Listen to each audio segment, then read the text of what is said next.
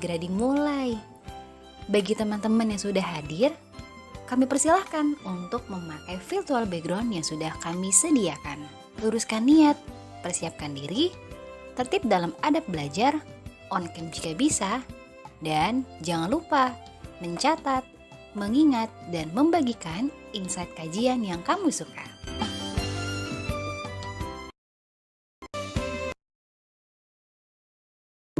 Assalamualaikum warahmatullahi wabarakatuh. Salam di kelas Ahlan Ramadan. Kali ini kita sudah di hari ke-10 nih. Udah nggak terasa ya, udah hari ke-10. Insya Allah pembahasannya yakni tentang seni menjadi bintang Al-Quran. Nah, kelas kali ini akan dimoderatori oleh Kak Reski. Ingin izin jelasin ya, atau perkenalan beliau. Moderator kali ini ialah konsultan kreatif penulis. Beliau sudah lebih dari 25 karya buku yang beliau tulis. Kamu suka menulis?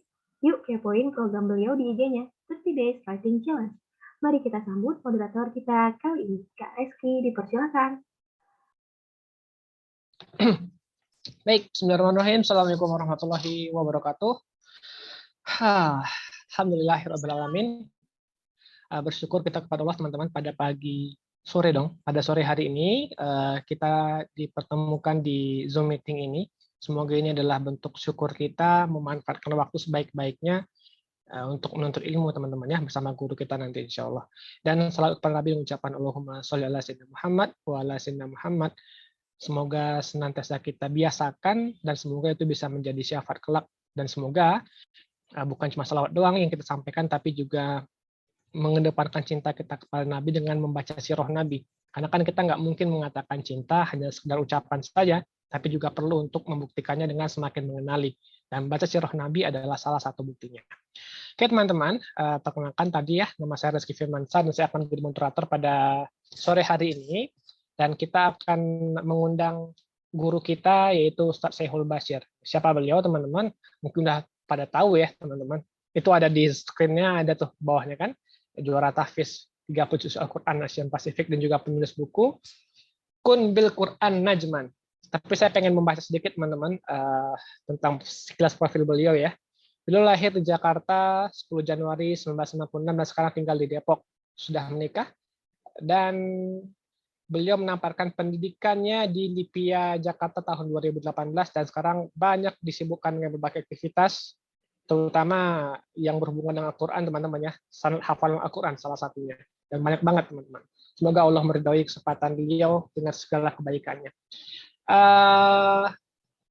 Teman-teman saya pengen membaca sedikit. Teman-teman sudah tahu ada punya buku ini? Nah ini bukunya adalah Kun bil Quran Najman. Dan saya ingin membaca sedikit teman-teman beberapa kalimat kutipan di halaman buku ini. Nah, bismillahirrahmanirrahim. Kita memang makin semangat menghargai para penghafal Al-Quran, tapi kita juga semakin tak memahami hakikat Al-Quran sesungguhnya. Kita memang makin mengidolakan para penghafal Al-Quran, tapi kekaguman itu lambat laun jadi bias. Kita mencintai mereka karena mereka menghafal Al-Quran, atau kita mencintai Al-Quran karena mereka yang menghafalnya.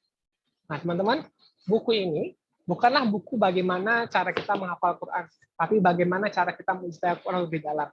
Dan pada sore hari ini, kita juga tidak akan membahas tentang bagaimana cara menjadi penghafal Quran, tapi bagaimana cara kita menjadi bintang Al-Quran dengan mencintai sebaik-baiknya. Tanpa memperpanjang lagi, kita panggil guru kita, Ustaz Syekhul Bashir. Apakah sudah hadir di ruangan? Assalamualaikum, Ustaz. Waalaikumsalam warahmatullahi wabarakatuh, Bang Reski. Insya Allah. Jumpa. Gimana kabar, Ustaz? Alhamdulillah, baik. Bang Reski. Mana kabar, Bang? Alhamdulillah. Baik, Ustaz. Saya senang sekali bertemu pada hari ini. Oke, Ustaz, apakah pengen langsung menyampaikan materi itu gimana? Boleh kalau acaranya masih bacain agenda lain, silakan. Saya nunggu aja. Sudah langsung materi, Ustaz. Oh, baik. Oh ya, sebentar teman-teman ya. Nanti sesi kita adalah materi dari Ustaz Syekhul Bashir, kemudian nanti setelah itu kita lanjut dengan diskusi, tanya jawab. Silakan teman-teman jika ada pertanyaan sampaikan di Zoom chat nanti di bawah atau ada di link Slido atau jika panjang banget bisa nanti referensi pada saya pribadi ya. Oke, kepada Ustaz Syekhul Bashir kami persilahkan, Ustaz. Baik. Terima kasih banyak Bang Reski Firmansyah. Bismillahirrahmanirrahim. Assalamualaikum warahmatullahi wabarakatuh. Alhamdulillahi rabbil alamin. Alhamdulillahilladzi allafa baina qulubina fa asbahna bi ni'matihi ikhwana. Asyhadu an la ilaha illallah wahdahu la syarika lah wa asyhadu anna Muhammadan abduhu wa rasuluh. Allahumma fasalli wa sallim wa zid wa barik wa an'im ala habibina wa syafi'ina wa qurrati a'yunina Muhammadin sallallahu alaihi wasallam wa ala alihi wa ashabihi ajma'in. Allahumma 'allimna ma yanfa'una wanfa'na bima 'allamtana wa zidna 'ilman nafi'an wa hudan wa salahan ya rabbal alamin. Amma ba'du, teman-teman dari Ahlan Ramadan yang Allah muliakan semuanya, teman-teman segenap hadirin hadirat, segenap panitia. Syukur sekali, saya berterima kasih. Izinkan kami mengucapkan hormat dan terima kasih kepada segenap teman-teman pegiat Ahlan Ramadan, karena dari wasilah rekan-rekan semuanya, akhirnya saya bisa berjumpa lagi dengan Bang Rizky Firmansyah.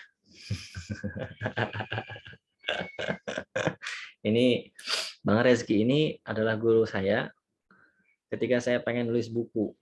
Ya, jadi sebenarnya saya agak malu nih disuruh bicara di sini ya. Saya pengennya sebenarnya ke sini jadi mustami saja. Jadi berterima kasih terima kasih kepada segenap teman-teman dari Ahlan Ramadan karena menjadi wasilah ya bertemu dengan Bang Rizky secara khusus dan juga dengan teman-teman semuanya, segenap hadirin hadirat secara umum. Begitu ya, kita harus bersyukur, kita harus tidak boleh berhenti lisan dan lidah kita, mulut kita dari mengucap kalimat tahmid, mengucap kalimat tahlil, mengucap kalimat tasbih, mengucap kalimat takbir. Kita bersyukur pada Allah Subhanahu wa taala.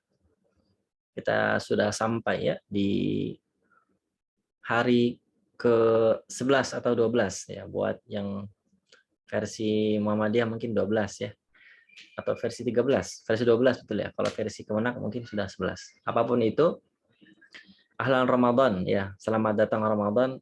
Ini sudah mau selamat tinggal ini ya, mau sampai jumpa sebentar lagi. Kalau komedinya orang-orang lawas, komedinya orang-orang lama nih, alhamdulillah Lebaran tinggal 20 hari lagi gitu. Masya Allah. Ya. Jadi semoga teman-teman semakin berkurangnya umur dan hari kita di Ramadan ini bukan malah makin bikin kita gembira ya, karena bentar lagi udah Lebaran, bentar lagi sudah baju baru, bentar lagi sudah pulang kampung, saudara-saudara, bentar lagi makan rendang, bentar lagi makan masakan daerah, bertemu saudara, bersilaturahim, bermaaf-maafan. Itu semua adalah bagian dari budaya yang harus kita pertahankan dan kita syukuri. Namun jauh lebih mendalam daripada itu adalah budaya para salafus salih, kebiasaan para salafus salih. Ketika mereka sudah masuk pertengahan Ramadan, maka yang mereka lakukan adalah berdoa sama Allah Subhanahu wa taala. Ya Allah, inna muqassirina fima madha fa ahsin lana fima baqa. Ya Allah, sesungguhnya kami amat sangat kurang amal soleh di hari-hari yang telah lampau, di waktu yang emas ini, waktu yang begitu berharga ini. Maka ya Allah, ya Tuhan, wahai pencipta kami, wahai pencipta Ramadan, wahai yang menurunkan Al-Quran, sempurnakanlah amal kami di hari-hari yang tersisa. Ya, izinkan kami di awal mula pertemuan kita pada sore ini untuk mengingatkan satu doa ini buat diri saya sendiri juga buat teman-teman hadirin hadirat ya. Allahumma inna muqassirina fima madha fa ahsin lana fima yabqa. Ya Allah, sesungguhnya kami amat kurang sekali amal solehnya di hari-hari yang telah lampau. Maka sempurnakanlah hari-hari yang akan datang. Sempurnakanlah amal kami. Jangan engkau beri ruang untuk hawa nafsu kami mengalahkan nurani kami di hari-hari yang tersisa. Ini hari yang sangat mahal, hari yang sangat berharga. Maka salafus salih Mereka tidak memberikan ruang secuil pun ya, untuk hawa nafsunya menyeruak keluar, mengalahkan hati nuraninya. Dan salah satu cara dari kebiasaan para salafus saleh ketika mereka ingin menyempitkan ruang hawa nafsunya keluar, menguasai diri mereka, mengalahkan hati nurani mereka adalah dengan mempersedikit makan makanan atau mengurangi makan-makan dan minum-minuman yang berlebihan. Ya, seharusnya di bulan Ramadan ini kita bertambah amalan ya. Kalau ternyata bertambah berat badan, maka ini nggak tahu ini apakah tanda terima amal atau diterimanya yang lain begitu ya. Teman-teman, para hadirin hadirat serta dimanapun berada audiens ya, para pemirsa, kita akan berbincang sedikit tentang Al-Qur'anul Karim ya. Kalau kita bicara tentang Al-Qur'anul Karim, maka kita seperti diminta untuk berlayar di tengah-tengah samudra yang tiada batasnya, yang tiada ujungnya, yang tiada tepiannya, yang kita tidak tahu kedalamannya itu berapa kilometer, gitu ya.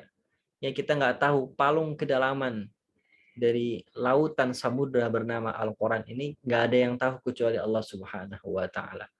Bahkan apakah sebenarnya yang kita lihat selama ini dari samudra lautan luas yang bernama Al-Quran ini adalah hanya itu saja.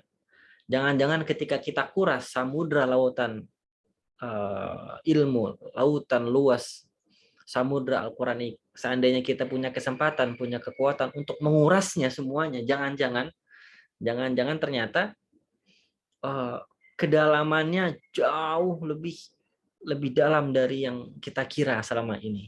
Ya. Manusia sekarang itu hanya baru bisa mengobservasi, menemukan jenis-jenis makhluk ya, hidup yang ada di lautan yang ada sekarang ini ya, di samudra yang kita kenal ya, samudra Hindia, samudra Pasifik ya, samudra Atlantik yang kita kenal sekarang itu nggak sampai 30%, sedikit sekali ya dari jenis-jenis makhluk yang baru ditemukan sama manusia. Maka begitulah permisalan Al-Qur'anul Karim. Hari ini apa yang dibahas oleh para ulama, apa yang disampaikan oleh para ustadz, apa yang kita bahas dari makna-makna kandungan-kandungan dari Al-Qur'anul Karim selama 14 abad sejak Al-Qur'an ini diturunkan, maka kita belum sampai finalnya, kita belum sampai penghujungnya, teman-teman. Ya. Maka begitulah permisalannya, sampai kemudian kata para ulama, kata para cendekiawan, orang yang benar-benar ingin mengambil mutiara ilmu Al-Quran, maka dia harus menyelam ke samudranya. Dia tidak boleh di tepiannya saja, dia tidak boleh di atasnya saja, dia tidak bolehnya benar di atasnya, dia harus menyelam. Ya, dia harus menyelam. Dia harus punya dua perkara. Yang pertama adalah kemauan, lalu yang kedua adalah kemampuan. Ya, orang yang terjun ke dalam lautan, menyelam dia, tapi hanya karena ada mau, hanya karena ada niat, tapi tidak ada kemampuan, yang terjadi apa? Dia tenggelam, terbawa ombak, terbawa arus, kalalap, kemudian na'udzubillah, mati gitu ya, kemudian meninggal, seret ombak. Begitu juga dia punya kemampuan, dia sudah punya peralatannya, dia sudah beli alat selam, dia sudah beli tabung oksigen, dia sudah beli pakaian selam yang paling canggih, yang paling mutakhir, namun dia tidak punya kemampuan, dia tidak punya kemauan, dia tidak punya niat, tidak punya intensi untuk masuk ke dalam, maka selama-lamanya peralatan yang dia miliki itu akan berkarat, akan rusak, akan tidak berguna dan tidak berfungsi. Dan ketika orang sudah punya dua perkara ini, kata para ulama, dia menyelam ke dalam lautan Al-Quran, terus menyelam ya, menyelam terus. Ternyata yang dia temukan adalah mutiara yang baru ada di permukaannya saja. Dia ambil mutiara itu, dia taruh, diletakkan di tempat penyimpanannya. Ternyata dia lihat lagi ke bawah, ternyata masih ada mutiara lagi. Dia ambil lagi mutiara yang kedua. Dia taruh di tempat penyimpanannya, ternyata dia lihat ke bawah masih banyak lagi mutiara-mutiara keindahan yang terdapat dalam lautan ilmu Al-Quran. Maka bersyukurlah orang-orang yang menghabiskan umurnya itu untuk Al-Quran. Bersyukurlah mereka yang benar-benar memfanakan umurnya, menghabiskan umurnya untuk Al-Quranul Karim. Kenapa? Karena memang manusia itu sejak pertama kali diciptakan, ya, kalau kita buka Al-Quran halaman ke berapa ya? 1, 2, 3, ke-6, ke-6-nya, halaman ke-6-nya, di ayat 30, 31 sampai 40-nya, ayat 30 sampai 40 surah Al-Baqarah, kita akan temukan peristiwa awailun fit tarikh, peristiwa-peristiwa pertama kali di sejarah kehidupan ini. Manusia yang pertama kali diciptakan, sudut yang pertama kali diciptakan, wanita yang pertama kali diciptakan, tempat pertama kali manusia itu menempati ya hidupnya, selama hidupnya, kemudian juga apa anugerah yang pertama kali dianugerahkan kepada manusia. Kita sampai nanti di ayat ke-40-nya, sekitar ayat 40-nya, kita akan baca qul nahbitu minha jami'an, ketika Nabi Adam dan Siti Hawa sudah diturunkan dari langit, dari surga, karena pelanggaran yang mereka berdua lakukan. Allah menurunkan mereka berdua, lalu Allah mengatakan fa imma ya'tiyannakum minni hudan faman tabi'a hudaya fala khaufun 'alaihim wala hum yahzanun. Ini aku turunkan kalian, namun jangan takut, jangan khawatir. Kenapa? Karena aku turunkan bersama kalian hudan, petunjuk. Petunjuk apa? Petunjuk bagaimana minum, petunjuk bagaimana berbicara, petunjuk bagaimana mengenali materi-materi di bumi, makhluk-makhluk, entitas-entitas yang ada di atas muka bumi ini, gitu ya. Petunjuk bagaimana berkembang biak, petunjuk bagaimana mengembangbiakan hewan ternak dan seterusnya. Ya, di ayat 38-nya ya. Di ayat 38. Saya dari tadi sambil buka mushaf nih. Ya, ayat 38 dari surah Al-Baqarah. Persis sekali, fa imma ya'tiyannakum minni hudan. Ingat, hudan, kalimat hudan, petunjuk. Siapa yang ikuti hudaya ini, petunjuk ini, maka dia tidak akan khawatir, dia tidak akan sedih. Maka mafhum mukhalafahnya, pemahaman terbaliknya, siapa yang tidak mengikuti hudan ini dari keturunan Nabi Adam dan Siti Hawa, kita ini semua manusia, pemahaman terbaliknya adalah maka pasti kita khawatir, pasti kita sedihnya banyak, pasti kita khawatirnya banyak. Ya. Gitu. Jadi sejak manusia pertama kali diturunkan, teman-teman, itu sudah ada hudannya, tapi belum sempurna. Hudannya petunjuknya masih petunjuk yang umum sekali. Bagaimana berbicara, bagaimana berburu, bagaimana memasak, bagaimana makan, bagaimana membuang hajat, petunjuk-petunjuk umum yang secara fitrah sudah dianugerahkan. Sambil beriring berjalannya waktu, peradaban ini, generasi manusia ini dari ratusan abad yang lalu ya, sampai sekarang hudan ini terus-menerus disempurnakan sama Allah. Terus-menerus disempurnakan sama Allah. Bukan karena Allah itu kurang sempurna, bukan karena Allah itu tidak sempurna, tapi Allah menyesuaikan petunjuknya sesuai peradaban manusia. Ada satu peradaban manusia yang unggulnya di bahasa. Ada satu peradaban manusia yang unggulnya di sihir. Ada satu peradaban manusia yang unggulnya itu di obat-obatan. Ada satu peradaban manusia yang unggulnya itu di peperangan, alat perang. Maka Allah turunkan Nabi Daud, Allah utus Nabi Daud. Yang unggulnya di obat-obatan, Allah utus Nabi Isa. Yang unggulnya di sihir, Allah utus Nabi Musa. Yang unggulnya di raja kerajaan, Allah utus Nabi Sulaiman. Yang unggulnya di bahasa, Allah utus Nabi Idris. Ya. Yang unggulnya di perabotan rumah tangga, di peralatan transportasi, Allah utus Nabi Nuh alaihissalam.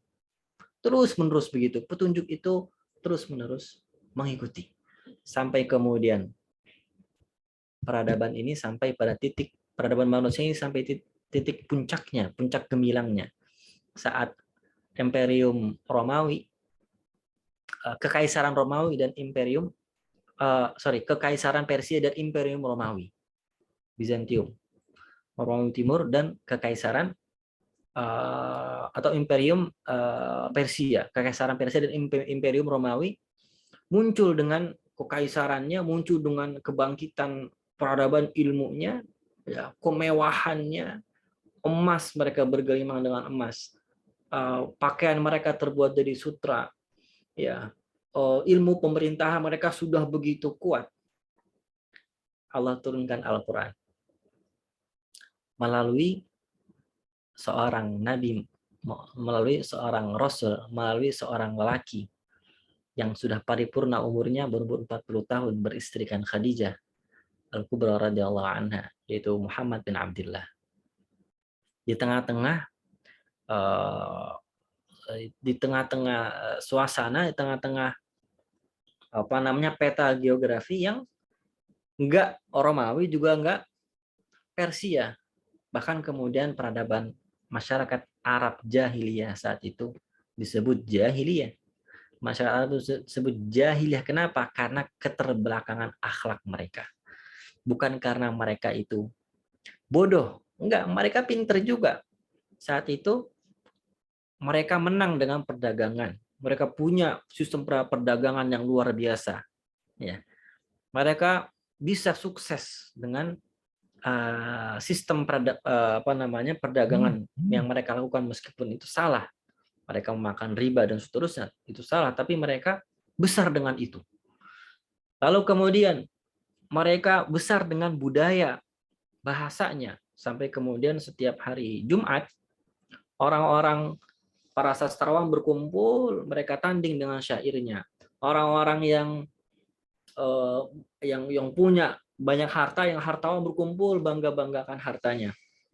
Orang-orang yang punya anak-anak keturunan paling banyak kumpul, lalu dia diangkat menjadi tokoh. Ya. Saat itulah turun Al-Qur'anul Karim. Di tengah-tengah ketinggian yang mereka klaim sebagai satu kemuliaan, ternyata mereka menyimpan satu jahiliyah akhlak, jahiliyah budi pekerti, jahiliyah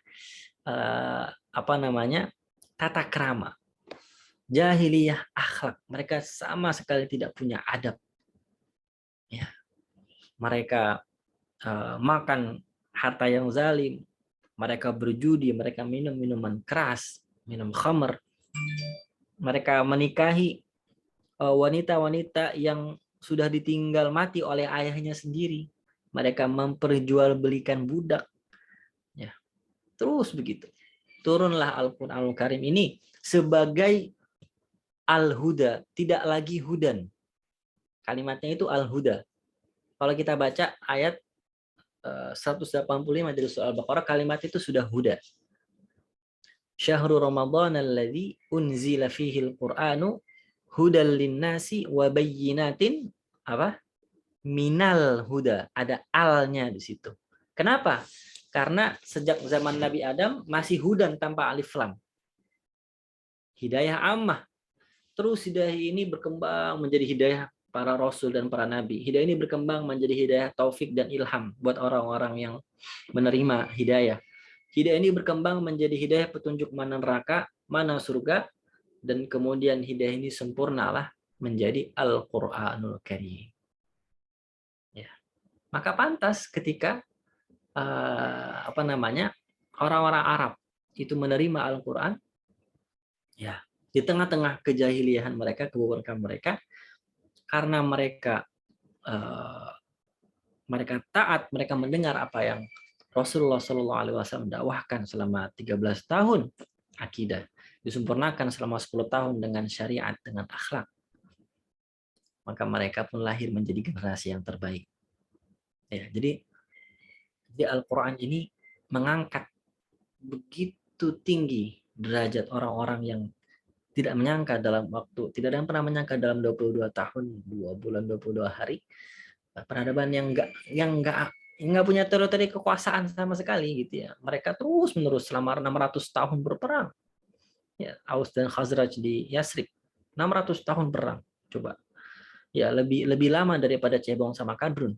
Cebong sama Kadrun mungkin baru 10 tahun ya. Ya baru hampir juga belum 10 tahun, baru 8 tahun ya. 600 tahun perang terus ya. Al-Qur'an turun mendamaikan mereka. Apa rahasianya? Apa rahasianya? Nah, inilah yang kemudian hasilnya nanti keluar dalam satu makalah, satu ungkapan yang konon katanya dari Nabi, ternyata bukan dari Nabi. Apa itu? Ashabi kan nujum. Sesungguhnya sahabat-sahabatku itu seperti bintang gemintang. Nah, ini makalah ini masyhur dari Nabi dan ternyata bukan dari Nabi. Tapi secara makna betul. Para sahabat adalah generasi bintang gemintang yang sangat tinggi. Ya, mereka adalah generasi yang Allah muliakan dengan kalimatnya dalam Al-Quran. Radiyallahu anhum wa radu'an. Allah ridha kepada mereka. Karena mereka ridha pada Allah sepenuhnya. Yang disebut pujian setinggi langit dalam Al-Quran. Azillatin 'alal mu'minin, a'izzatin 'alal kafirin. Sangat mencintai, sangat rendah diri, sangat tawadhu di antara orang-orang beriman, dan sangat perkasa, sangat gagah, sangat menakutkan di hadapan orang-orang yang memusuhi mereka dari kalangan kafir. Ya Allah puji setinggi langit dalam ayat yang lain, Muhammadur Rasulullah walladzina ma'ahu asyidda'u 'alal kuffari ruhama'u bainahum. Tarahum ruk'an sujjadan yabtaghuna fadlan minallahi wa ridwana. Sahabat-sahabatmu wahai Rasulullah, wahai Muhammad Rasulullah adalah orang-orang yang sangat perkasa, sangat menakutkan buat musuh-musuhnya, namun sangat lembut, sangat dicintai, sangat pengayom buat sesama orang-orang beriman. Itu hasilnya tuh. Kita belum bicara bagaimana caranya. Kita belum bicara bagaimana caranya. Ternyata kalau kita baca banyak sekali riwayat-riwayat bagaimana para sahabat itu sampai kepada generasi bintang Al-Quran yang sesungguhnya. Ternyata kita akan dapati bahwa mereka adalah orang-orang yang berinteraksi dengan Al-Quran dengan sepenuh iman. Ya. Mereka adalah orang-orang yang ketika berinteraksi dengan Al-Quran dengan sepenuh ilmu. Mereka adalah generasi atau orang-orang yang berinteraksi dengan Al-Quran dengan sepenuh raga. Ya, dengan sepenuh raga. Dengan sebenar-benar iman, dengan sepenuh-penuhnya ilmu, dan juga dengan sesungguh-sungguhnya raga. Tidak ada jarak antara mereka dengan Al-Quran, tidak ada jarak. Kalau ingin melihat bagaimana Al-Quran itu berubah wujud, ya, dari sekedar ucapan menjadi tindak tanduk orang per orang, maka lihatlah sosok Abu Bakar, maka lihatlah sesosok Umar, maka lihatlah sosok Utsman dan Ali, maka lihatlah sesosok Rasulullah SAW. Dan kalau kita ingin lihat bagaimana Al-Quran itu berubah wujud, ya, berubah wujud dari hanya sebatas rapalan saja, berubah menjadi satu barisan soft, satu gelombang kemenangan yang sangat besar, maka lihatlah generasi generasi as-sabiquna awalun, maka lihatlah generasi Bai'ah Aqabah al-Ula, Bai'ah Aqabah as-Tsaniyah, maka lihatlah generasi Badar, maka lihatlah generasi Muhajirin, maka lihatlah generasi Ansor, maka lihatlah generasi Bai'atul Ridwan, maka lihatlah generasi Fathu Makkah. Mereka itulah orang-orang yang mampu mengubah wujud, mengubah Al-Quran dari sekedar hafalan menjadi sebuah kekuatan besar, ya, yang tidak bisa ditandingi dan tidak bisa dikalahkan sama yang lain. Ya.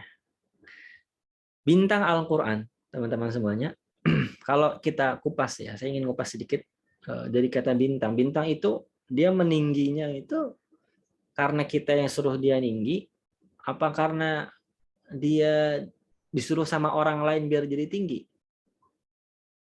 Bintang itu dari sananya itu dia sudah tinggi, sudah sangat tinggi, tanpa diminta dan tanpa mengakui dirinya itu tinggi. Tanpa diminta dan tanpa mengakui dirinya itu tinggi, bintang itu sudah tinggi. Maka inilah yang jadi pesan saya di buku yang tadi sempat dipaparkan sedikit sama Bang Rizky tentang hakikat pemahaman kita sama Al-Quran. Haruslah benar bahwa Al-Quran itu tinggi setinggi-tingginya. Dia adalah bintang. Dia tidak bisa dijadikan rendah karena orang-orang yang salah kaprah dalam berinteraksi dengan Al-Quran. Dia tidak bisa dibuat rendah, dia tidak bisa dibuat pendek. Maka Al-Quran tinggi bintang. Ya, dia sudah dari awal sananya memang udah tinggi bintang itu. Berbeda dengan meningginya asap. Ya, meningginya asap. Asap itu dia meninggi dari bawah terus ya ke atas begitu kan? Terus ke atas nanti sampai ke atas sampai ke langit dia langsung dihapus sama angin. Udah nggak berbekas lagi. Nah, maka kalimat bintang Al-Quran yang dipilihkan oleh guru kami, ya sebenarnya bintang Al-Quran ini bukan kalimat dari saya, ini kalimat dari guru kami. Ya, memberi isyarat bahwa kalau ingin meninggi dengan Al-Quran, maka meninggilah seperti meningginya bintang. Dia tidak meminta dirinya untuk meninggikan dirinya dan dia tidak mengakui dirinya kalau dia tinggi. Maka pesan yang pertama, seorang bintang Al-Quran, seorang penghafal Al-Quran, seorang pecinta Al-Quran ketika ia ingin salik, dia ingin menjalani jalannya para sahabat Nabi, pesan yang pertama yang harus dicamkan baik-baik, kemudian dilakukan, dipraktekkan adalah mereka harus senantiasa mengikhlaskan niat di hadapan Allah Subhanahu wa Ta'ala dan bertawadhu di hadapan manusia. Ini tidak bisa ditolerir teman-teman. Ya. Bahwa dia mesti mengikhlaskan niat sama Allah Subhanahu wa Ta'ala.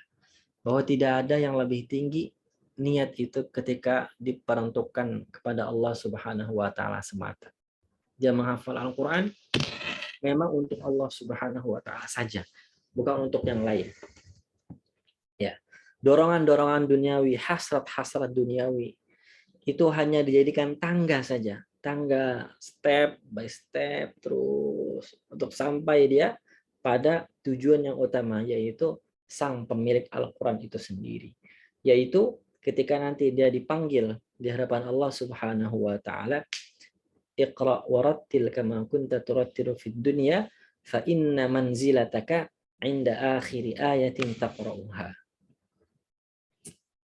Baca dan naiklah, baca dan naiklah, baca dan naiklah.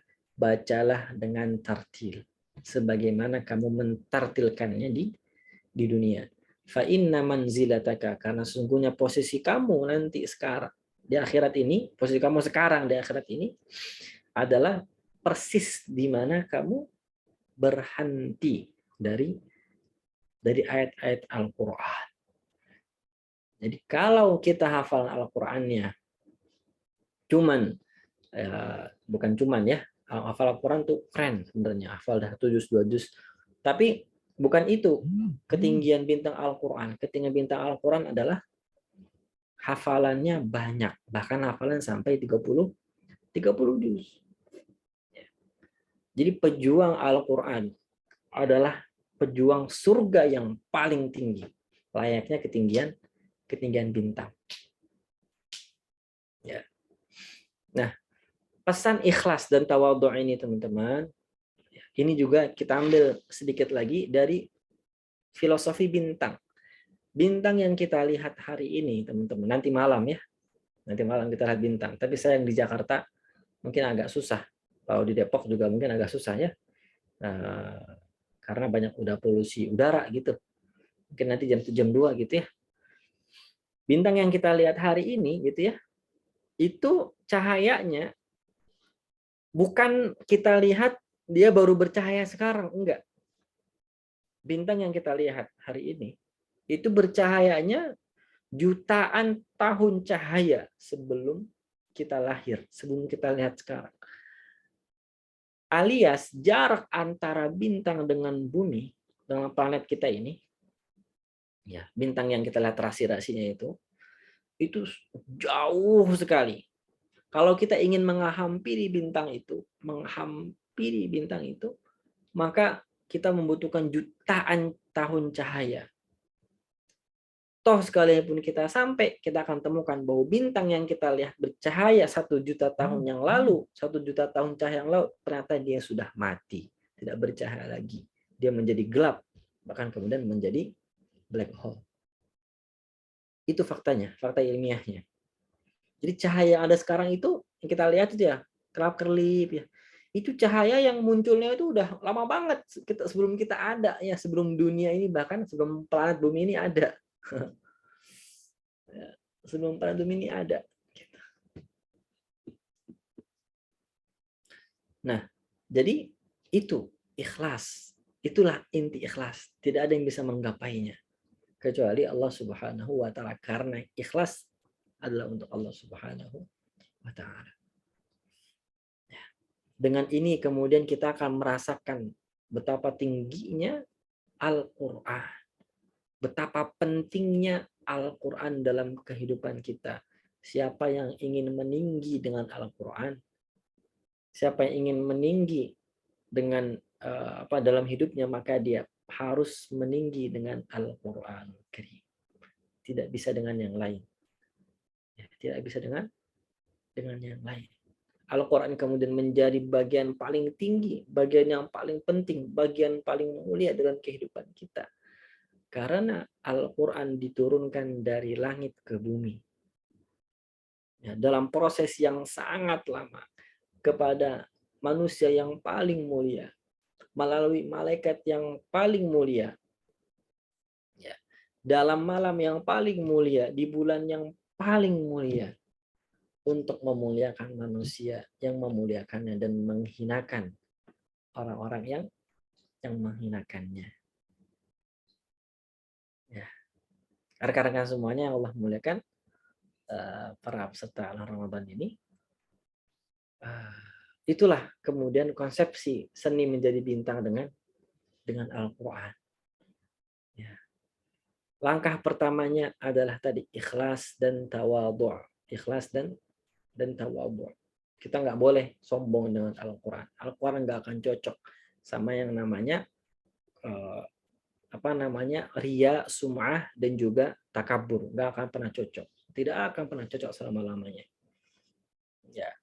Kemudian yang kedua adalah membersihkan diri dari kemaksiatan. Membersihkan diri dari kemaksiatan, dari kesalahan. Kita memohon dan meminta ampun sama Allah. Kata para ulama, terhalangnya seorang mukmin dari intimasi, kedekatan dengan Al-Quran, salah satunya adalah karena banyaknya maksiat yang pernah dia lakukan. Banyaknya maksiat yang pernah dia lakukan. Maka dari sekarang kita memohon ampun, kita bertobat sama Allah.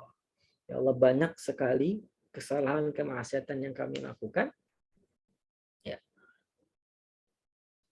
Yang kami sadari, dan lebih banyak lagi kemaksiatan, kesalahan yang tidak kami sadari. Maka ampuni semuanya ya Allah. Agar apa? Agar hati kami bisa connect dengan Al-Quran. Agar hati kami tidak akan pernah puas berinteraksi dengan Al-Quran. Itulah yang menyebabkan Sayyidina Utsman bin Affan radhiyallahu anhu mengatakan, "Lau tahurat qulubuna ma syabi'at min kalami rabbina. Lau tahurat qulubuna ma syabi'at min kalami rabbina." Seandainya hati kita itu bersih dari dosa, maka hati kita tidak akan pernah kenyang berinteraksi dengan Al-Quran, tidak akan pernah puas membaca Al-Quran, tidak akan pernah habis, tidak akan pernah bosan mendengarkan bacaan Al-Quran dibaca. Tidak akan ada kata akhirnya. Utsman bin Affan mengatakan, line yang terkenal ini line-nya keren banget. Apa namanya, kalimatnya ini terkenal banget, teman-teman pasti udah pernah baca. Beliau nggak asal ngomong, teman-teman. Beliau nggak asal ngomong. Sayyidina Utsman bin Affan di tengah-tengah kesibukannya sebagai kepala negara, sebagai kepala rumah tangga, sebagai khalifah, sebagai Amirul Mukminin, beliau mengkhatamkan Al-Quran 1 kali dalam 1 malam. 1 kali dalam 1 malam. Ya. Dan jangan menyangka bahwa zaman Utsman bin Affan nggak ada demo-demo kayak sekarang gitu kan. Ada demo juga ada. Ya. Cuman bukan karena itu terjadi bukan karena Utsman zalim, tidak. Karena adanya provokasi dari sebagian pembenci, dari sebagian orang-orang yang membenci Utsman bin Affan. Ya. Namun Utsman bin Affan masih menyempatkan diri mengkhatamkan Al-Quran 1 kali 1 malam. Coba. Maka inilah langkah yang ketiga. Yang pertama tadi apa? Ikhlas dan tawadhu. Yang kedua, bersihkan hati. Yang ketiga adalah dawamkan diri dengan Al-Quran secara jasad. Secara jasad berarti nggak cuma dekatnya kita sama mushaf nih. Enggak. Tapi basahnya lidah kita. Senantiasa tergeraknya lidah kita untuk membaca ayat-ayat suci, ayat-ayat indah dari Allah Subhanahu wa Ta'ala ini. Harus didawamkan, wajib 1 hari, setiap hari bersama Al-Quran. Nggak boleh ada hari tanpa Al-Quran, tidak boleh. Nggak boleh ada hari tanpa membaca Al-Quran. Ya, tidak boleh ada hari tanpa membaca Al-Quran. Ini yang kami baca, ini yang kami tulis, maksud saya, ini yang kami tulis di buku kami, di buku saudara kami sebagai memperbanyak tilawah. Memperbanyak tilawah.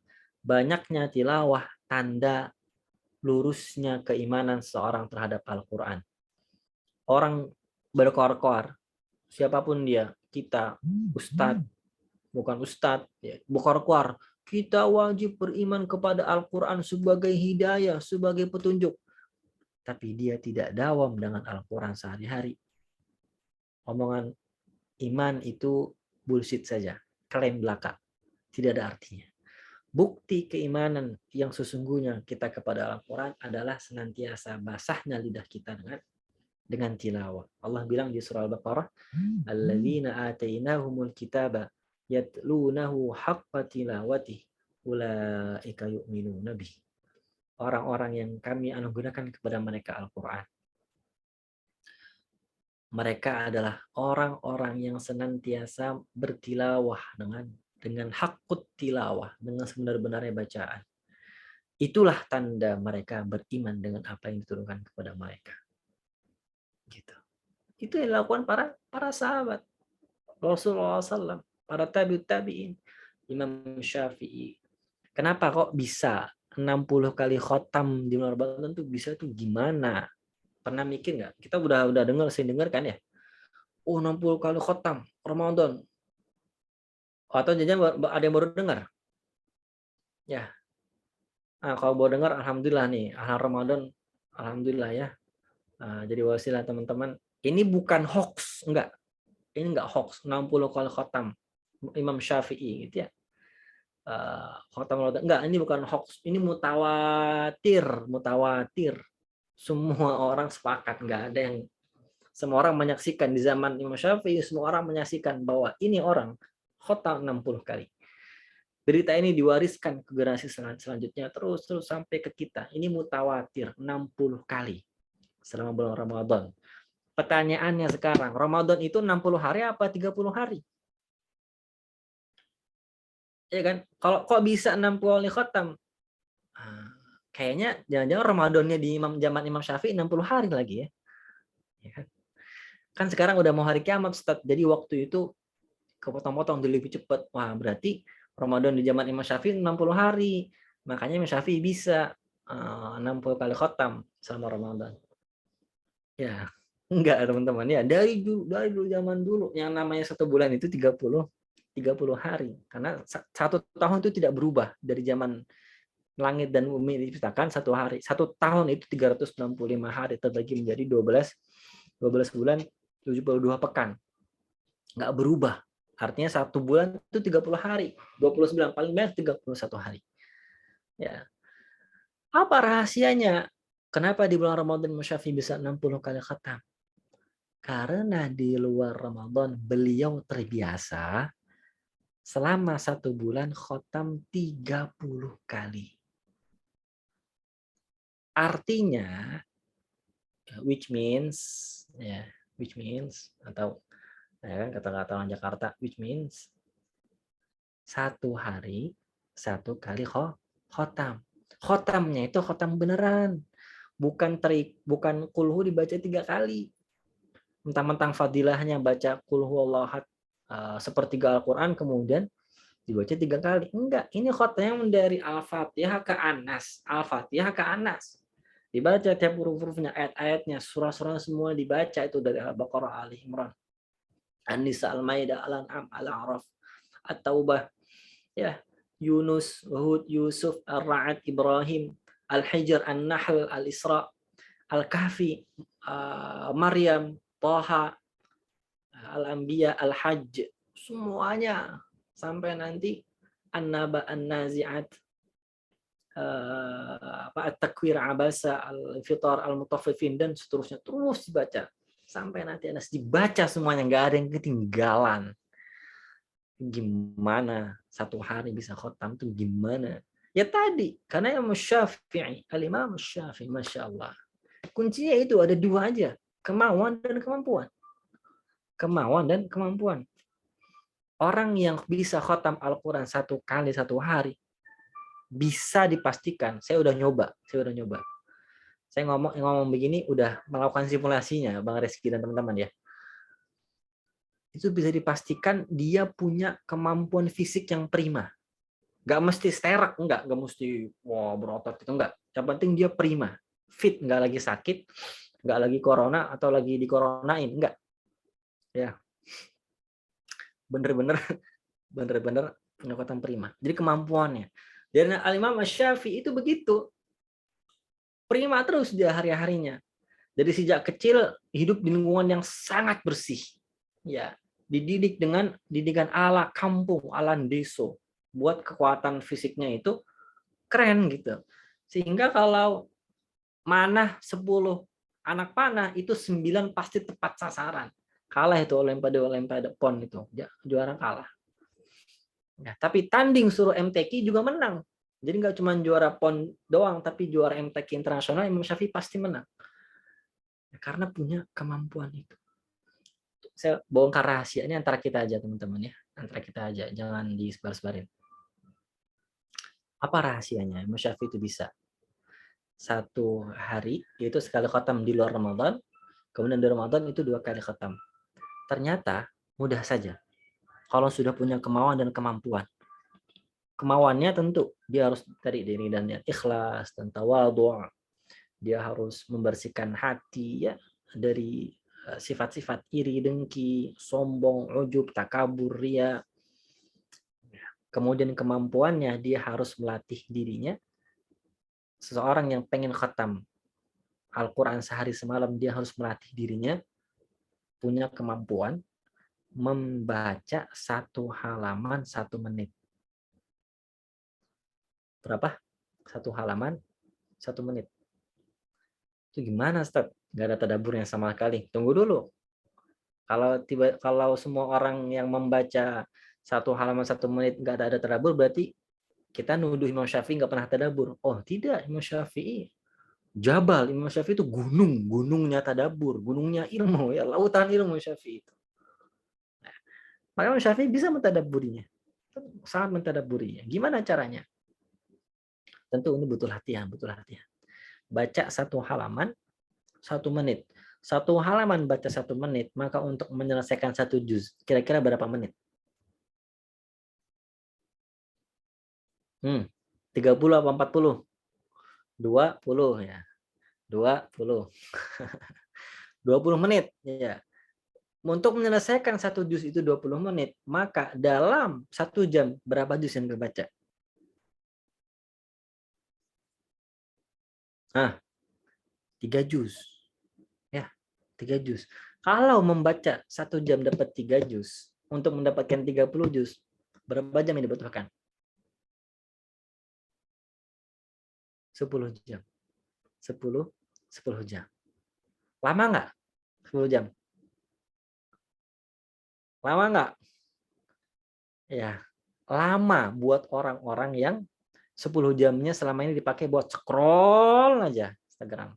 Lama buat yang selama ini 10 jam dalam sehari dipakai buat ngejulidin orang aja. Lama buat orang yang selama ini 10 jam seharinya itu dipakai buat komen-komen Instagram orang nggak jelas saja, buat scrolling, buat nonton YouTube. Itu lama 10 jam. Tapi buat orang yang sudah terbiasa duduk di hadapan Al-Quran, sudah nikmat sekali, sudah jatuh cinta sekali dengan Al-Quran. 10 jam itu waktu yang sebentar. Kenapa? Karena dia masih punya sisa 14 jam dalam sehari semalamnya. Ya tidak? Sehari semalam itu sama nggak Imam Syafi'i sama kita zaman sekarang? Sama. Dari sejak zaman Sayyidina Utsman bisa khotam semalam itu 30 juz, itu sama. 24 jam juga. Sama, nggak ada perubahan sama sekali. Jadi masih ada sisa 14 jam. 1 kali khatam. Itu di luar Ramadan. Nah, saya coba simulasikan ya. Saya praktekkan. Dan ternyata bisa. Semalam teman-teman nggak usah tidur. Siap-siap aja beli kopi, ya kan? Kopi entah yang jiwa lah, entah yang kenangan lah, entah yang apa tuh, macam-macam tuh. Beli itu yang paling kuat. Teman-teman akan begadang semalam dari habis maghrib sampai jam 4 subuh. Bisa khatam sekali. Bisa. Nah, itu di luar Ramadan. Di bulan Ramadan, tentulah orang yang cinta dengan Al-Quran, orang yang cinta dengan kekasih, dengan seorang kekasih. Saya coba simulasikan, saya coba beri perumpamaan. Orang yang sudah jatuh cinta sama seorang, kemudian dia bertemu dengan orang yang dikasih oleh cinta itu di satu kesempatan yang sangat emas. Kira-kira dia pengen nggak bergerak sedetik aja berpisah sama orang dikasihnya ini? Enggak. Ya, saya udah ngalamin teman-teman. Saya nikah nih, ya kan? Alhamdulillah. Nikah, ya kan? Sama orang yang saya tadinya nggak suka, saya nggak cinta sama dia. Ya, jadi saya mengikuti mazhabnya itu konsep jatuh cinta setelah menikah. Begitu Bang Rezky. Mohon maaf nih kita nyenggol sedikit ya. Dan ternyata ketika kita sudah saling mencintai, kita nggak sanggup tuh untuk berpisah sehari semenit itu rasanya kayak seperti ada bagian jiwa kita yang dicabut gitu ya, Masya Allah. Nah itulah permisalan orang yang sudah jatuh cinta sama Al-Quran, dan contoh paling nyata adalah Syafi'i. Cintanya sama Al-Quran begitu tinggi. Sehingga ketika ada kesempatan di bulan Ramadan, di mana waktu dilipat gandakan, di mana keberkahan dinaikkan skalanya, dengan skala yang nggak terhingga, tak terbatas, maka nggak mungkin 1 detik pun nggak dihabiskan kecuali bersama Al-Quran oleh Al-Imam Syafi'i. Dikali saja 20. Berapa sisa dalam sehari? Apakah habis waktunya untuk dirinya? Enggak. Waktunya masih ada 4 jam buat sahur, buat iftar, ya buat tidur sejam di pagi hari, buat tidur 1 jam di malam hari, buat tidur 1 jam di siang hari maksud saya, dan 1 jam tidur di malam hari. Di 20 jam di Ramadan. Ya, tadinya saya baca riwayat tentang Imam Syafi'i, entah Imam Bukhari, entah Imam Az-Zuhri, Imam Malik yang khatam itu 30 kali, 40 kali. Tadinya saya juga sama kayak teman-teman. Hah, masa iya sih gitu ya. Sampai kemudian saya coba simulasikan dan saya praktekkan. Ternyata itu mungkin. Kita mengimaninya nggak sekedar dengan hati saja, kita bisa mengimani dengan logika. Itu bisa diterima dengan logika. Asal tadi punya kemampuan, fisiknya harus kuat dulu. Janganlah orang loyo-loyo kayak kita ini kan, kayak saya maksud saya. Ya. Kayak gitu aja 4 hari 5 hari, setelah 1 hari 2 kali khotam ya kan. Hari ke-6 udah masuk opname ke rumah sakit gitu ya. Alhamdulillah. Nah, jadi harus punya kemampuan. Apa langkah yang terakhir setelah kita memang benar-benar dekat? Yang pertama tadi kita niat, tawadhu, kita bersihkan hati kita dekat secara raga. Lisan kita selalu basah. Yang terakhir adalah berdoa kepada Allah Subhanahu wa taala. Berdoa kepada Allah. Kita nggak mungkin dikuatkan, kita nggak mungkin dimampukan kecuali oleh Allah Subhanahu wa taala. Perbanyak membaca doa. Allahumma yaqsim lana min khasyatika ma tahulu bihi bainana wa baina ma'asi wa min ta'atika ma tuballighuna biha jannatak wa min al-yaqini ma tuhawwinu bihi alaina masa'ib ad-dunya matti'na Allahumma bi asma'ina wa absarina. Seterusnya teman-teman bisa googling sendiri. Depannya Allahumma qasim lana min khasyatika. Allahumma yaqsim lana min khasyatika bla bla bla. Nanti kalau ada di Google banyak. Semoga apa yang kami bagikan pada sore ini bisa bermanfaat buat teman-teman. Mohon maaf kalau kepanjangan, juga mohon maaf kalau ada kekeliruan dalam kata, dalam penyampaian, kurang berkenan. Semoga tetap ada yang masih bisa diambil dan bisa dijadikan bekal bawa pulang.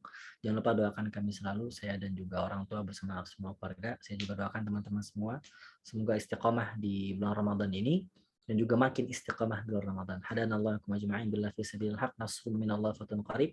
Assalamualaikum warahmatullahi wabarakatuh. Kembalikan ke Bang Rizky. Waalaikumsalam warahmatullahi wabarakatuh. Baik, jazakallahu khairan Ustaz untuk materi pemantiknya, diskusinya teman-teman ya. Tadi banyak sekali yang saya tangkap teman-teman ya. Saya catat di sini tadi di notulensi ya, jadi teman-teman. Tadi hal yang paling penting adalah bagaimana cara kita melihat Al-Quran itu sendiri gitu. Karena jika kita berbicara mengenai Al-Quran, itu tuh seperti mengarungi samudra yang begitu luas dan begitu dalam. Dan kita nggak tahu seberapa luas, seberapa dalamnya itu jika kita tidak terjun langsung. Kita nggak, kalau kita cuma di pinggir doang, kita nggak bakal tahu seberapa luas, seberapa dalamnya. Maka penting bagi kita untuk ada kemauan, ada kemampuan untuk terjun langsung tuh ke dalam Al-Quran itu sendiri. Karena teman-teman, saya tadi kan sebelum materi ini, saya tuh sempat buka-buka lagi ya teman-teman ya.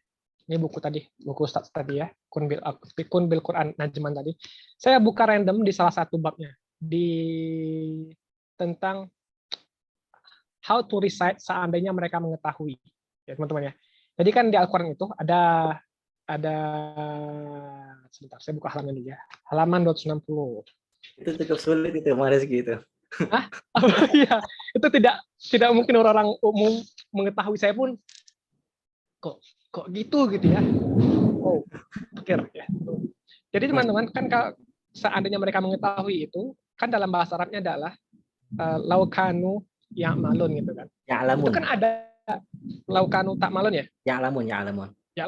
Ya'malun ya. Jadi teman-teman itu kan harusnya kalau di Al-Quran itu kan ada wakaf ya. Di wakaf itu kan boleh berhenti, boleh tidak. Kemudian menurut gurunya Ustaz Syahrul Basir ini gitu ya, jangan harus berhenti gitu. Kenapa harus berhenti? Karena antum jelasin Ustaz, silakan. Sulit terjelaskan ya. Silakan jelaskan. Kenapa tidak boleh berhenti menurut guru itu? Iya. Jadi perandai-andaian dalam Al-Quran itu tidak akan berfungsi kalau buat orang-orang yang sudah kejadian. Misalnya gini, aduh, saya batal lagi puasa gitu kan. Seandainya saya nahan hawa nafsu saya sedikit lagi. Nah, pengandaian itu berfungsi nggak ketika sudah batal puasa itu? Tidak merubah hukumnya kan? Jadi dia tetap batal. Perandaian itu nggak membuat pahala, yang membuat restart puasa lagi. Nah, begitu pula membaca laukanu ya'lamun. Itu saya tulis tuh Bang Rizky. Udah masuk editing yang baru. Ya. Sudah diganti menjadi ya'lamun. Ya, sudah diganti ya'lamun di di edisi terbaru. Sudah diganti jadi laukanu ya'lamun, bukan ya'malun ya. Itu ada kesalahan dari saya sendiri. Mohon maafkan. Jadi kayak misalnya gini, baca eh,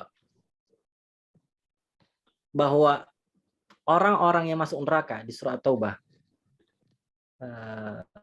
apa namanya? Qul naru jahannama asyaddu harra law kanu yafqahun. Katakan Nabi Muhammad bahwa api neraka jahanam itu sangatlah dahsyat, sangatlah berat, sangatlah menakutkan. Ya, sangatlah menakutkan buat orang-orang nanti yang akan masuk ke sana. Mereka akan tersiksa begitu dahsyat. Lau kanu yafqahun. Seandainya mereka mengetahui sebelum itu kejadian. Ayat itu dibaca harus dipisah. Kalau dibaca nyambung jadi begini. Artinya jadi begini, Bang. Menurut guru kami ya, Syekh Tamim. Katakan hai Muhammad bahwa api neraka itu adalah azab yang paling menyedihkan, yang paling dahsyat, yang paling menakutkan. Seandainya mereka mengetahui. Nah, jadi mereka nanti akan seakan-akan punya kesempatan untuk keluar dari api neraka. Padahal orang-orang kafir itu apa namanya? Khalid mukhallad, khalidina fiha abada, abadi selama-lamanya. Contoh yang saya tulis di buku itu misalnya di surah Al-Baqarah. Walau annahum amanu wattaqau lamathubatun min indillahi khair lau kanu ya'lamun. Ya, seandainya mereka beriman, bertakwa kepada Allah, niscaya pahala di sisi Allah itu jauh lebih baik. Seandainya mereka mengetahui. Kalau dibaca nyambung, maka jadi begini. Sesungguhnya ketika mereka beriman, seandainya ketika mereka beriman, ketika mereka bertakwa, maka niscaya pahala dari Allah itu jauh lebih baik seandainya mereka mengetahui. Itu beda tuh. Semantiknya beda. Kalau kita teliti jauh lebih dalam lagi, kalimat lau dalam gramatikal nahwu itu membutuhkan jawab. Jadi lau ada dua, ada harfu imtina, ada harfun lil hudud. Nah, lau yang ada dalam Al-Quran itu kebanyakan yang imtina, yang menyebabkan apa yang terjadi setelahnya itu berbeda dengan yang terjadi setelah lau. Apa yang terjadi sebelum lau itu berbeda dengan yang terjadi lau. Sehingga membutuhkan jawab. Membutuhkan jawaban. Seandainya mereka mengetahui, niscaya mereka akan selamat. Seandainya mereka mengetahui, niscaya mereka akan mendapatkan pahala itu. Tapi karena ayat-ayat itu, kebanyakan di Al-Quran, itu berbicara sudah kadung, konteksnya adalah mereka yang sudah kadung masuk neraka, konteksnya adalah mereka yang sudah kadung masuk ke dalam siksaan, maka kalimat perandai-andaian itu nggak berfungsi lagi. Pertama kali saya dengar faidah itu, Bang, itu saya agak mikir juga, ini kenapa sampai sedetail ini aja nggak boleh dibaca wasol? Itu ada majais biasanya di Al-Quran itu biasanya ada majais, jadi boleh lanjut, boleh enggak. Jadi pilihan. Jaiz itu jawazul waqfi wa jawazul wasli. Boleh pilihan ya. Sama-sama 50-50 kekuatannya. Boleh lanjut atau boleh berhenti. Tapi beliau Syekh Tamim, orang yang menahqiq mushaf itu sendiri bilang enggak. Itu karena kesepakatan kita aja di kelompok di Mujama' Malik Fahd. Tapi kalau saya boleh bikin mushaf sendiri, menahqiq mushaf sendiri, saya akan melarang itu untuk wasol. Saya akan al-waqfu aula atau lazim, atau kalau enggak al-waqfu aula. Kenapa sih? Coba bayangkan, seandainya mereka tahu, seandainya mereka menyadari, seandainya mereka memahami, ketika udah mereka masuk neraka, ketika mereka sudah dapat siksaan, emang bermanfaat? Kata dia. Ya enggak sih, ya sudah. Kata dia. Ya udah. Jadi gitu, Bang. Ya, teman-teman. Itulah indahnya mutiara Quran, teman-teman ya. Kalau kita tidak semakin kita mendalami, akan semakin dalam kita tahu itu, ya teman-teman ya. Mungkin kalau bagi kita yang remah-remah mau gini tidak fatal gitu. Tapi sekelas Syekh Tamim gitu ya, beliau bakal tahu bahwa sefatal itulah akibatnya, teman-teman ya. Oke, mari kita lanjut diskusi, teman-teman ya. Nah, ini udah ada beberapa pertanyaan masuk tadi ya. Oke, kita masuk dari pertanyaan pertama dari Eva Nur Hasanah. Ini pertanyaan yang sering banget ya ditanyakan, tapi mungkin Ustaz Saul Basir boleh diyakinkan kembali ya teman-teman kita ya. Bismillah, saya bertanya Ustaz, apakah saat Ramadan lebih memprioritaskan tilawah atau murojaah yang berfokus pada nomor halaman dan ayat? Kepada Ustaz. Ya, ketika bulan Ramadan, maka yang dicontohkan oleh para salafus salih adalah memperbanyak tilawah. Ya, para salafus salih dalam tanda kutip melanggar hadis Nabi yang mengatakan la yafqahu man qara'a fi aqalli min thalath.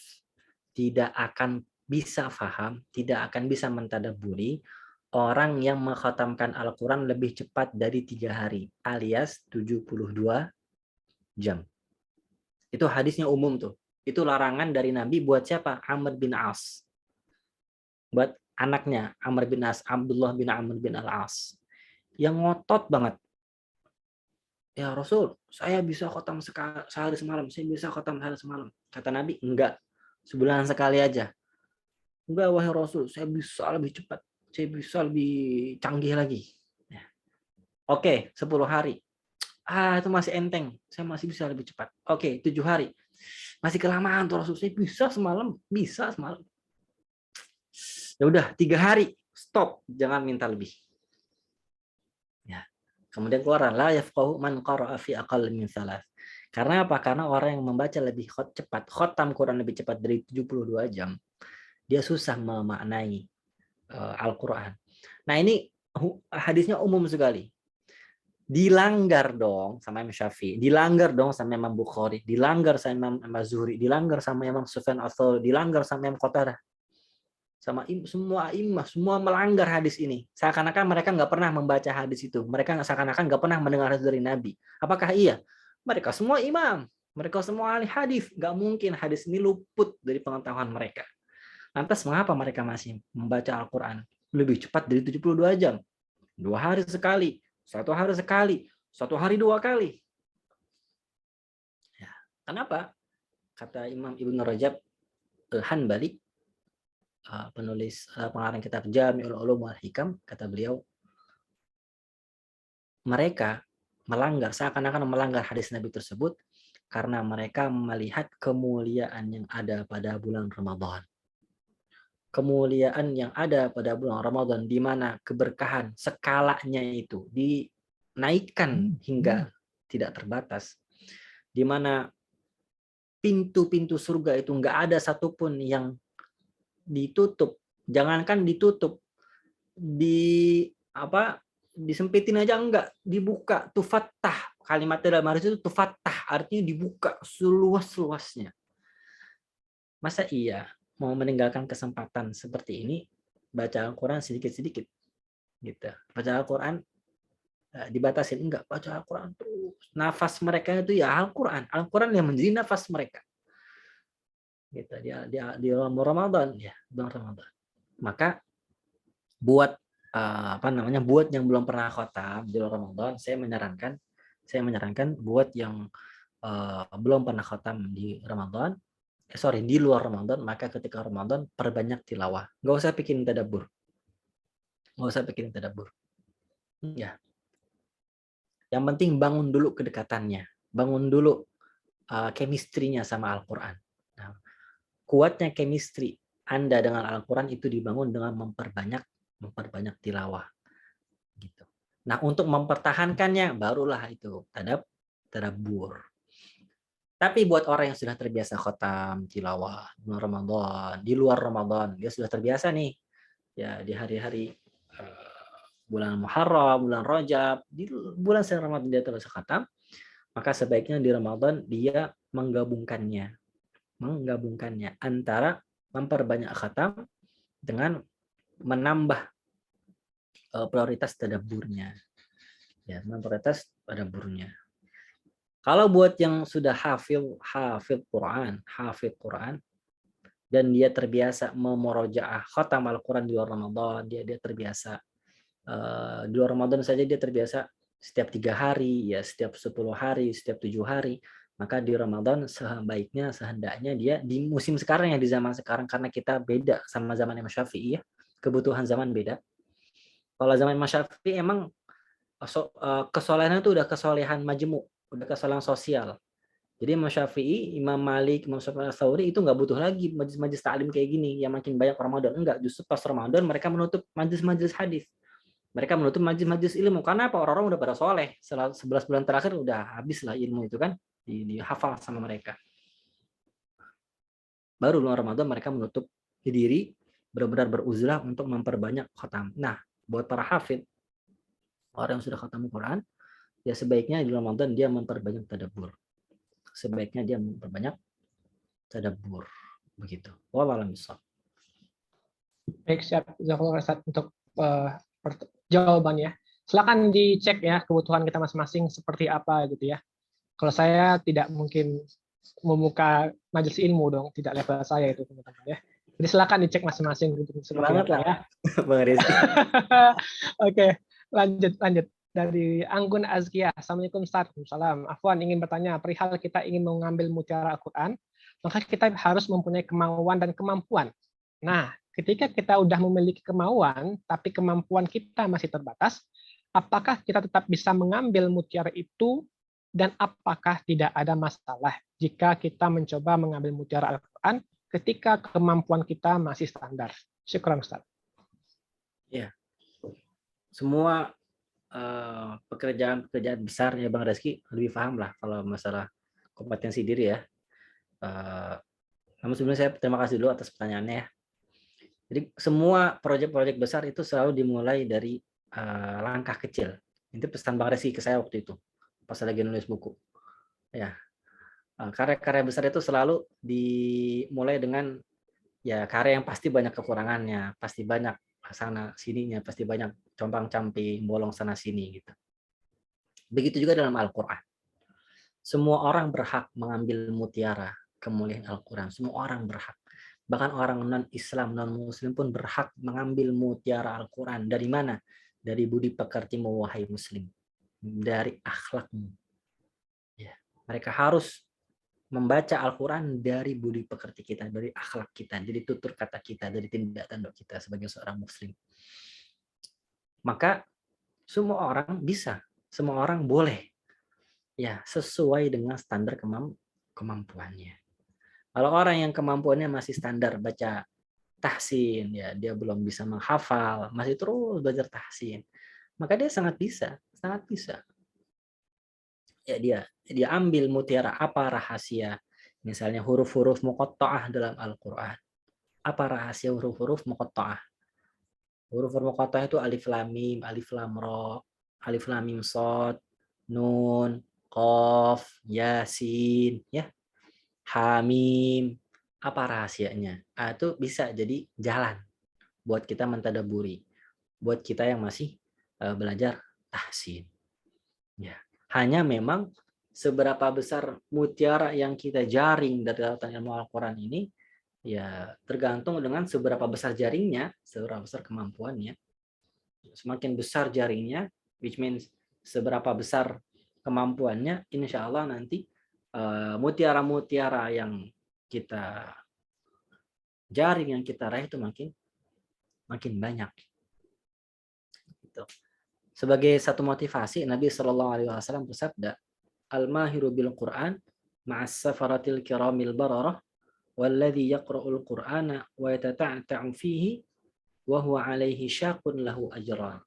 Orang yang mahir dalam baca Al-Quran, maka dia akan senantiasa bersama para malaikat yang baik-baik, yang mulia, yang indah, yang bercahaya. Dia akan selalu didampingi, dia akan selalu dilindungi, dia akan selalu disokong, dia akan selalu didukung.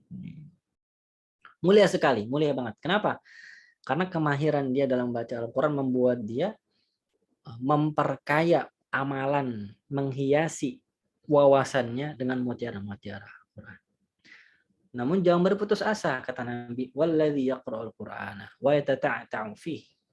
Dia baca Al-Quran, tapi dia masih terbata-bata, masih kesusahan, masih kebolak-balik, ya, mana mat itu sukun, mana mat jaiz, mana mat wajib.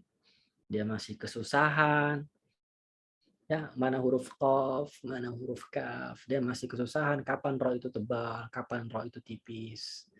Ya, dia masih kesusahan apa itu tafkhim, apa itu tarqiq. Ya, apalagi tadi masih kesusahan kapan waqaf, kapan enggak, ya kan? Itu nggak usah diambil pusing, baca aja. Karena apa? wa huwa alaihi syaqun lahu ajran. Karena selama dia masih kesusahan, selama dia masih terus dalam proses belajar, maka Allah akan memberi kepada dia selama itu pula 2 pahala. Coba dilipat gandakan pahalanya. Ya, tapi bukan berarti ya udahlah saya nggak mau mahir aja, enggak. Karena pahala yang dilipat gandakan ini adalah pahala mujahadahnya dia, dan pahala satu huruf terhitung sebagai 10 balasan. Begitu. Wallahu a'lam bishawab. Semoga kita semua istiqomah. Ustaz, jazakallah khair untuk jawabannya. Lanjut, Nur Indah Rahmatillah. Afan Ustaz izin bertanya, Nur Ustaz, penghafal Al-Quran yang sebenarnya itu bagaimana? Nah, ini apa maksud sebenarnya? Saya juga penasaran. Mungkin dia ingin tahu pendapat antum, Ustaz, karena semakin banyak penghafal Quran. Iya. Penghafal Al-Quran yang sesungguhnya adalah orang yang hafalannya lurus, amalannya lurus, imannya juga lurus. Nggak bengkak-bengkok, nggak macet-macet. Hafalannya bisa dibaca, lurus, dipertanggungjawabkan, disuruh baca, coba baca. Juz 3, dia bisa baca tuh lurus, nggak bengkak-bengkok, nggak macet-macet, lancar, mulus. Amalannya pun begitu sehari-harinya. Kewajiban dia laksanakan, yang sunnah dia upayakan, yang haram dia tinggalkan, dia jauhi. Yang makruh juga dia upayakan untuk sampai tidak terjadi pada dirinya. Begitu juga imannya, senantiasa setiap hari dibersihkan, senantiasa setiap hari dinaikkan skalanya. Jadi bukan cuma orang yang pandai baca saja, suaranya merdu saja, ya indah mendayu-dayu, ya tahu wajah rupawan, ya hafalannya tidak bisa dipertanggungjawabkan. Amalannya nauzubillah apalagi. Imannya jangan ditanya. Bahkan imannya Abu Lahab lebih baik daripada imannya dia. Nauzubillah. Abu Lahab itu nggak pernah protes. Nggak pernah seumur umur Abu Lahab, Abu Jahal ya. Itu berhadapan dengan Nabi SAW, berhadapan dengan Al-Quran dibacakan, itu nggak pernah protes. Apa sih arti kaf haya ain sod? Itu mereka nggak pernah nanya itu. Ya, mereka percaya itu Al-Quran dari Allah gitu. Mereka itu beriman sebenarnya. Apa yang menyebabkan mereka menolak dakwah Nabi? Karena mereka sombong. Karena mereka sombong amat, kata Mandra ya. Karena mereka itu sombong. Mereka nggak mau jadi pengikut. Mereka selalu di atas. Terus iman mereka itu nggak klik sama iman Nabi Muhammad. Karena mereka selalu mau jadi orang yang nomor 1. Shadi wal Qur'an bi dzikr balil ladzina kafaru fi izzatin wa syiqaq. Orang-orang kafir itu kafir bukan karena mereka nggak bisa mengakui Al-Qur'an ini benar. Wong Abu Jahal, Walid bin Mughirah itu diem-diem. Lagi malam hari nggak ada yang ngelihat, mereka pas-pasan ya kan di belakang Ka'bah. Ketangkep basah, pas-pasan. Kenapa? Mereka ngedengerin diem-diem Al-Qur'an dibaca sama Nabi Muhammad SAW. Mereka mengakui Al-Quran itu benar, cuma mereka nggak mau menerima dakwahnya Nabi karena sombong. Maka penghafal Al-Quran tadi, hafalannya itu lurus. Ya, amalannya lurus. Iman hatinya lurus. Bisa mempertanggungjawabkan hafalannya. Tujuan akhir dari penghafal Al-Quran, saya mengutip saja ya, mengutip dari Al-Imam Abil Hasan, sahib kitab Al-Adab fi Hamalatil Quran. Adabu Hamalatil Quran, adab para penghafal Al-Quran. Tujuan akhir, kata beliau dalam kitab itu disebutkan, tujuan akhir para penghafal Al-Quran itu bukan kapan saya bisa khotam bacaan saya, kapan saya berhenti bacaan, kapan saya selesai dari menghafal, kapan saya menguasai surat ini, kami setorkan ke guru kami, kapan saya bisa selesai kalimat ini, kapan saya bisa selesai halaman ini. Tidak. Tujuan akhir dari penghafal Al-Quran yang sesungguhnya adalah kapan saya bisa makin takwa dengan membaca surah ini, kapan saya bisa makin takut sama Allah dengan membaca ayat ini, Kapan saya bisa memahami ayat ini dengan pemahaman yang benar? Kapan saya bisa makan dengan ilmu, minum dengan ilmu, berdiri dengan ilmu, duduk dengan ilmu, berbicara dengan ilmu, berwudu dengan ilmu, salat dengan ilmu, berpuasa dengan ilmu, haji dengan ilmu, semuanya dengan ilmu. Itulah buah dari interaksi yang benar antara seorang penghafal dengan Al-Qur'annya. Itu tujuan akhirnya. Kapan saya bisa makin takut? Kapan saya bisa makin ikhlas? Kapan saya bisa bikin tawadhu? Bukan kapan subscriber saya makin banyak. Bukan kapan saya makin merdu suaranya. Bukan itu, teman-teman. Bukan.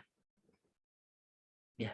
Tapi kapan subscriber langit saya makin banyak? Kalau itu mah nggak apa-apa. Ya. Kalau subscriber bumi mah gak usah dipeduliin. Yang penting subscriber langit. Ya, subscriber. Wallah alam bisa. Begitu Bang. Semoga Allah mudahkan. Insya Allah semoga dilancarkan ya tadi. Siapa tadi yang bertanya? Saya lupa kok. Oh ya, Nur Indah tadi ya. Itu mempertanggungjawabkan hafalan. Ustaz, ini mungkin pertanyaan terakhir nih karena waktunya terbatas juga ya. Dari Teh Atus nih, Hadiatus Solihah. Nanti pertanyaan Bapak Faisal M. Sahri nanti saya jawab nanti via beliau nanti ya. Jika ingin mengajarkan anak-anak membaca Al-Quran, maka yang harus didahulukan sempurna tajwid dulu dan bisa baca kemudian tutup. Lebih dahulu mana untuk anak-anak? Apakah sempurna tajwid dulu atau baca aja dulu sampai disempurnakan tuh tajwidnya? Ya, buat anak-anak kalau nanya ke saya lebih condong untuk yang penting hafal dulu. Yang penting hafal dulu. Ya, Ustadz, anak-anak mah yang penting diajarin adab dulu. Kan gitu ya, ada sebagian ustadz, sebagian asatidz kita yang memiliki pemahaman metode kalau manhaj Nabi, anak-anak itu dididik dengan adab dulu. Adab sebelum ilmu, adab sebelum iman, adab sebelum Al-Quran. Ya kan? Kalau saya enggak, metode saya mengikuti studi saya sendiri. Ya, saya belum tahu apa itu iman, saya belum tahu apa itu adab, saya belum tahu apa itu fikih, dan saya sudah menghafal Al-Quran. Ya, mungkin almarhum Bapak, Allah yarham Bapak, itu membaca mungkin. Beliau banyak membaca ya, banyak menulis, banyak bergaul, mungkin pernah mendengar makalah ini, ucapan ini. Saya nggak pernah konfirmasi, saya juga baru bacanya 2 tahun 3 tahun terakhir ini aja pas mau nikah. Ada seorang jamaah masjid gitu ya. Sebutlah dia seorang jamaah masjid. Dia bertanya ke seorang syekh hafid yang menjadi imam di masjid itu. Seorang alim, seorang mujahid, seorang reformis lah di kota itu. Dia tanya, "Wahai syekh, anak saya masih kecil.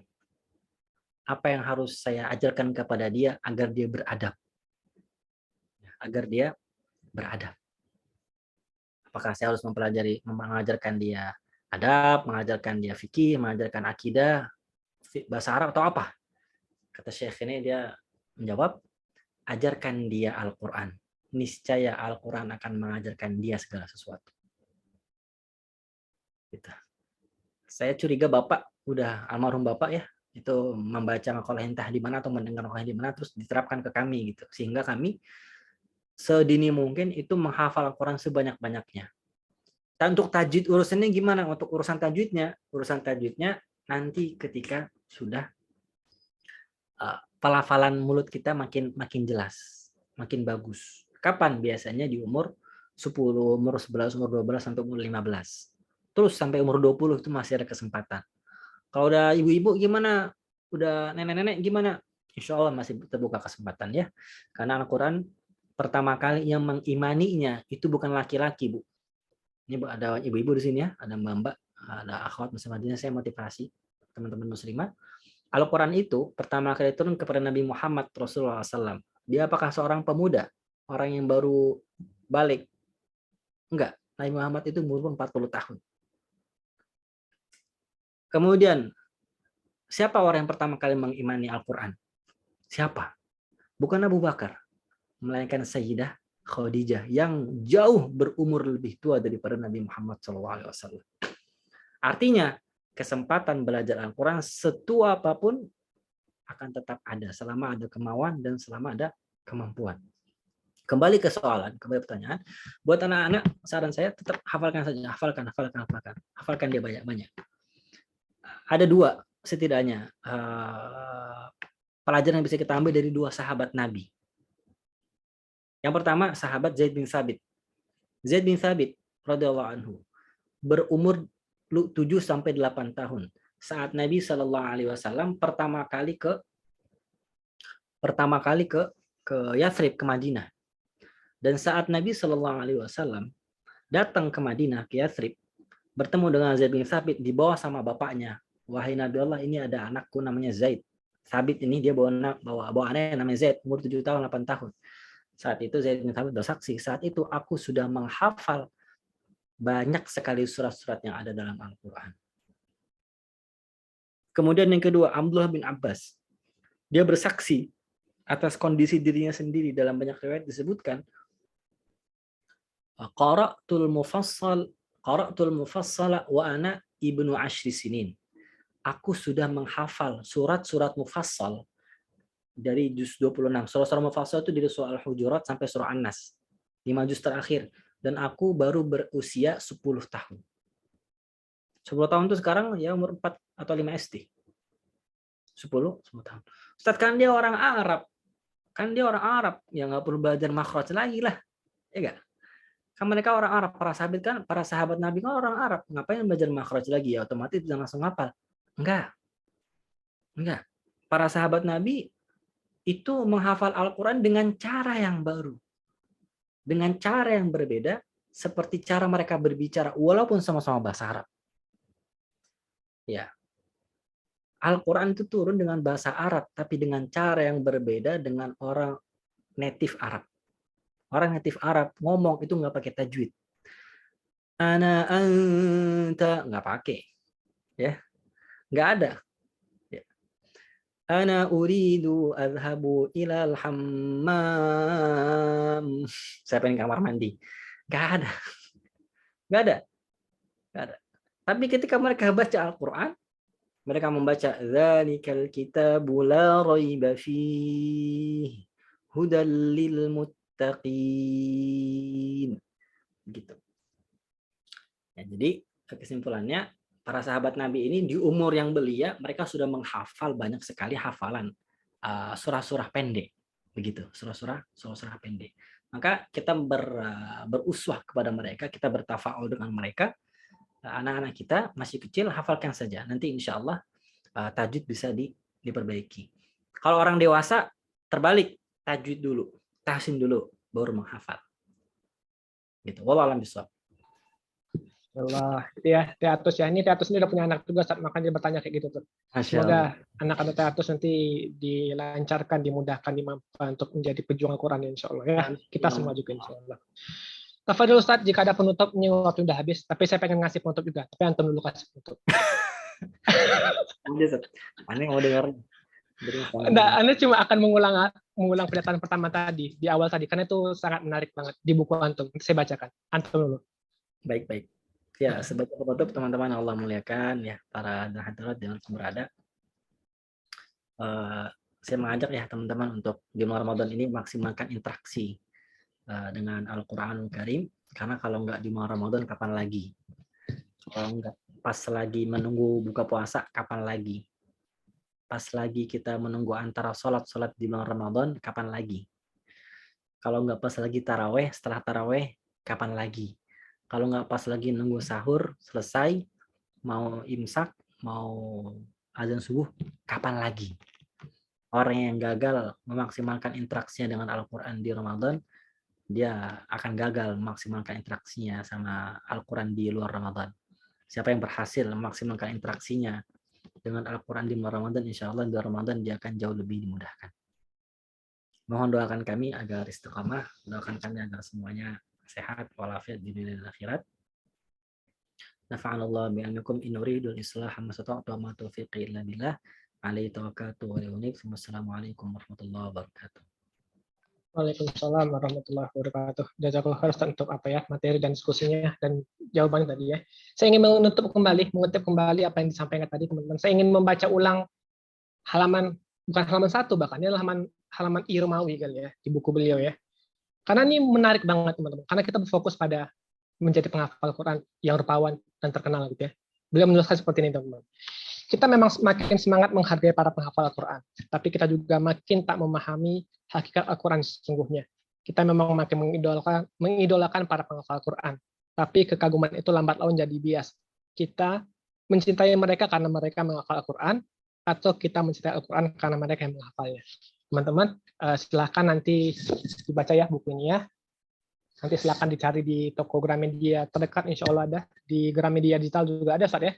Ada Ya. kalau teman-teman yang suka digital, silakan cari yang mana aja. Insya Allah semoga dimudahkan. Ini bukan lagi-lagi ya, kita diskusi ini bukan hanya sebatas kita menjadi penghafal Quran, tapi bagaimana menjadi bintang Quran. Karena bintang Quran itu adalah kita emang udah tinggi dari awalnya. Maka dengan Quran kita akan ditinggikan lagi ya. Bukan fokus pada tujuan dunia, tapi fokus pada tujuan akhirat kita. Itulah yang akan kita perjuangkan. Aduh, Masya Allah. Jazakallah khairan, saya Basir untuk materinya. Semoga antum sehat selalu, keluarga sehat selalu bersama istri juga ya. Melanjutkan perjuangan orang tua antum untuk menjadi pejuang Quran teman-teman ya. Karena teman-teman ini sekilas sebagai intermezzo ya, sebagai penutup teman-teman. Kenapa beliau seperti saat ini? Karena sebelum beliau dilahirkan teman-teman ya, sebelum bertemu bahkan orang tuanya itu, mahar dari ayahnya kepada ibunya adalah tafsir Quran Al-Azhar dari Buya Hamka. Itu teman-teman, dari ayah beliau kepada ibunya, seperti itulah teman-teman ya. Oh ya, belum foto bareng.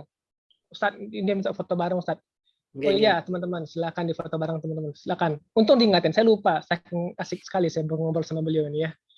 Silakan siapa adminnya, tolong difotokan. Boleh Kak. Diingatkan. Boleh ya, teman-teman on cam dulu yang bisa on cam. Dengan Iya. 1 sampai 3 ya. Kalau misalkan tidak ada yang on cam, saya seadanya aja. Hitung sampai 3 ya. 1, 2, 3. Oke, kalau nggak ada on cam lagi kita foto ya. Ada 3 slide ya. 1, 2, 3. 1, bentar. Ada 2 lagi. 1, 2, 3. Satu lagi. 1, 2, 3. Sip. Udah Kak. Oke, sip. Terima kasih Fikri. Ustadz Syahrul Basir, terima kasih banyak sudah berbagi waktu. Semoga waktu bermanfaat. Dr. Ustadz, jika ada aktivitas lainnya, silakan dilanjutkan. Kami akan melanjutkan agenda kelasnya, Ustadz. Baik. Terima kasih banyak. Sampai jumpa lagi di lain waktu. Assalamualaikum. Insya Allah. Waalaikumsalam warahmatullahi wabarakatuh.